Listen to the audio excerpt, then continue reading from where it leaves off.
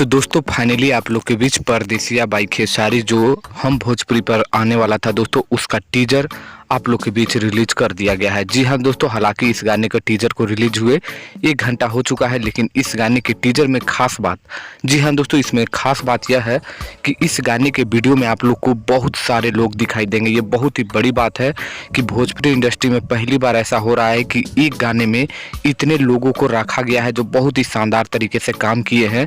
इस गाने को खेसारी लाल और शिल्पी राज गाए हैं। आप लोग को बता दूं, इस गाने को जो लिखे हैं वो विजय चौहान और संगीत दिए हैं आर्या शर्मा। तो बहुत ही शानदार गाना है दोस्तों, आप लोग जरूर इसका टीजर को नहीं देखे होंगे तो जाकर हम भोजपुरी पर देख लीजिए दोस्तों। बहुत ही बवाल टीजर आया हुआ है और इसका वीडियो आप लोग के बीच 18 मई को आ रहा है हम भोजपुरी पर। तो एक बहुत ही बवाल महान रिकॉर्ड बना देना है। 1 मिलियन 2 मिलियन नहीं, 1000 मिलियन इस गाने को ले जाना है। तो आप लोग कर पाएंगे, जरूर कमेंट करके बता दीजिएगा। मिलते हैं नेक्स्ट वीडियो में, बने रहिए, देखते रहिएगा ऐसे ही भोजपुरी स्टोर न्यूज चैनल। धन्यवाद दोस्तों।